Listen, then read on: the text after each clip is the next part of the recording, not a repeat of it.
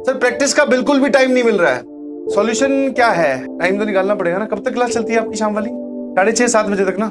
उसके बाद में सर 1 घंटा तो रेस्ट बनता है। देखो भाई, इंसान है, रोबोट तो है नहीं।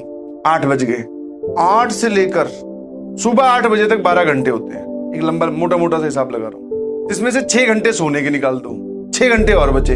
1 घंटा सर अलग प्रक्रियाओं का निकाल दो, खाना वाना और ये सब। 5 घंटे बचे, 5 घंटे तो पढ़ो। तो मतलब सभी लोग अपार्ट फ्रॉम क्लासेस 5+ आवर पढ़ाई करने का मौका लीजिए। और 5+ ही मिल सकता है बेटा, 5+ ही मिलता है। हाँ, ज्यादा टेंशन ना लीजिए।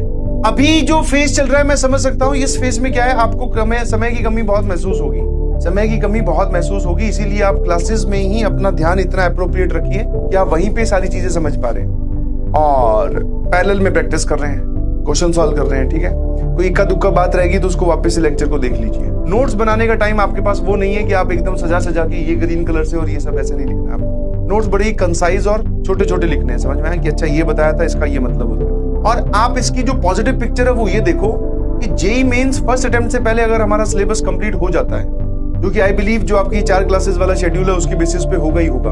और मैं तो आज आपसे दिल की बात करने वाला था कुछ और यार। मैंने कहा भैया आगे चलकर रश तो देखो होना ही होना है। ये तो एक कथित सत्य है जिसको ना मैं झुटला सकता ना तुम झुटला सकते, कि जैसे जैसे हम जनवरी के नजदीक मूव करेंगे स्पीड भी बढ़ेगी और सिलेबस भी बढ़ेगा। पूरे हफ्ते का विचार होगा, सिलेबस बचा होगा, कुछ बैकलॉग बचा होगा, कुछ नोट्स बचे होंगे, कुछ PYQ बचे होंगे, वो शायद संडे को कर रहे हो, ऊपर से मैं एक क्लास और ठूस दूं। तो ये सब दिमाग में कैलकुलेशन मेरे भी चलती है। बट बाद में जब एक बड़ी पिक्चर देखते हैं तो हाँ यार, अब अगर अब नहीं देंगे तो हाँ फिर जनवरी में और दिसंबर में एक ऐसा मूवमेंट आ जाएगा जिसमें चाहे तुम हाँ बोलो या ना बोलो और मेरी मर्जी हो या ना हो, मुझे वो लेक्चर डालना ही डालना पड़ेगा, वरना सिलेबस ही नहीं होगा। आपका जनवरी 15 या 20 जनवरी तक आपका सिलेबस हो जा रहा है। उसके बाद में क्या है सर? कुछ नहीं, सिर्फ पढ़ाई, सिर्फ रिवीजन। हम पहले अटेम्प्ट में भी जान लगा देंगे सर, सेकंड अटेम्प्ट में भी हम और खतरनाक जान लगा देंगे और फिर एडवांस। आप वो वाली पिक्चर देखोगे तो थोड़ा रिलैक्स महसूस करोगे। और हमारा ये प्रेशर वाली सिचुएशन जनवरी तक है बेटा। उसके बाद में तो भैया जैसे ही सिलेबस खत्म हो गया, फर्स्ट अटेम्प्ट हो गया आपका, पेपर डिस्कशन हो गया, फिर वापस से revision, question practice, revision, question practice.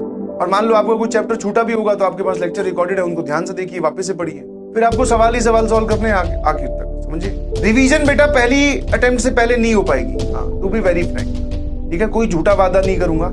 To be very Frank, पहले अटेम्प्ट से पहले रिवीजन नहीं हो पाएगी जितनी आप अभी कर रहे हो। और मैं आपको क्या बोलता रहा हूँ बारी बारी कि जब आपके टेस्ट होते हैं तो रिवीजन ऐसे करो कि इस चैप्टर को इसके बाद में सीधा मेंस वाले से पहले जो आप हमें 5 या 6 दिन दोगे ना, जिस दिन हमारा टेस्ट है, जिस दिन सेशन 1 स्टार्ट होगा उससे पहले 5, 6 या 7 दिन पहले आपको फ्री किया जाएगा। उनमें आपको बस ये चैप्टर दोबारा रिवाइज करने हैं। आप अगर ये एक्सपेक्ट कर रहे हैं कि सचिन सर फिर से आएंगे सिलेबस खत्म होने के बाद में फिर पेन लेकर शुरू करेंगे, नहीं, ना ही वो एथिकली करेक्ट है और ना ही मेरे पास टाइम होगा। हाँ, फर्स्ट अटेम्प्ट हो जाए, पेपर आप दे के आ गए, उसके बाद में हम लोग स्टार्ट करेंगे। तुमने अपनी एक मैट्रिक्स बना रखी है और नहीं बना रखी है तो यूट्यूब पे बहुत सारे लोग बनवा रहे हैं, तो वहां जा जाके अपनी वो मैट्रिक्स बनवा लेते हो। मैं तो उन लोगों पे विश्वास करता हूं जो सिंपली पढ़ने लगे थे, पढ़ रहे हैं, किसी कारणवश कम ज्यादा पढ़ाई में उनका मैग्नीट्यूड कम ज्यादा हुआ होगा, बट वो अभी भी पढ़ रहे हैं। ना वो टाइम टेबल ढूंढते, ना वो सबसे अच्छी किताब ढूंढते, ना वो वन शॉट लेक्चर ढूंढते, वो पढ़े जा रहे हैं। नंबर उनके भी कम ज्यादा आते हैं, दिमाग उनका भी खराब होता है, टाइम उनके पास भी कम है, बट वो पढ़े जा रहे हैं एक सिरे से। टाइम को थोड़ा स्पीड अप कीजिए अपने प्रोसेस को, समझ में आया? और सबके साथ ये है, सबके साथ है यार, है ना, सबके साथ है ये।